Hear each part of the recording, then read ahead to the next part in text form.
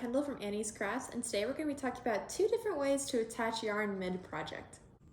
I'm showing you with a different color so you can see easier on camera, but if you do the same color you won't even be able to tell.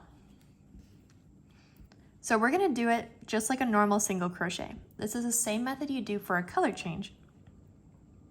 You're going to insert your hook, yarn over, and pull through so you have 2 loops.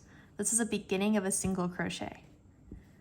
Then I'm going to take my new yarn and hook it on just like I would a yarn over. And I'm holding it both tails so it doesn't slide off. And pull through. And then you can tighten the purple.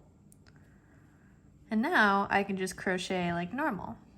Just make sure you don't crochet with your tail or you'll be in the same situation. So I can crochet because I just attached my new yarn. Let me show you that to you again.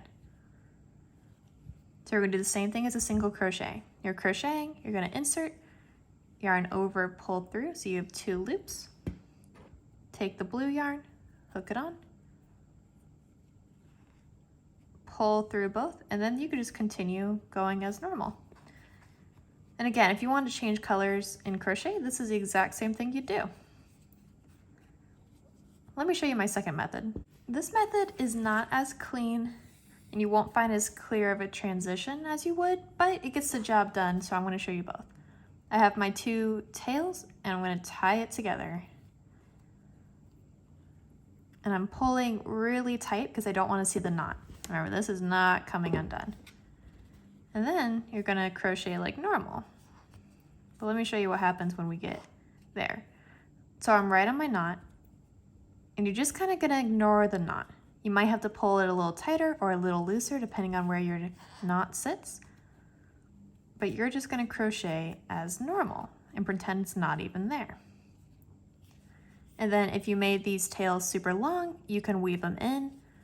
I didn't, so let me show you. You can also crochet over your tails, which is another method as well. I'm going to cut close as I can. I made it as tight of a knot as I possibly could. If this was a stuffed animal, you could shove it in, or a thicker yarn. And you just kind of have to squish it in so it doesn't show. I prefer the first method because it creates a cleaner outcome, and it's just a little bit easier when you're already crocheting. You just have to make a single crochet but add on a new color.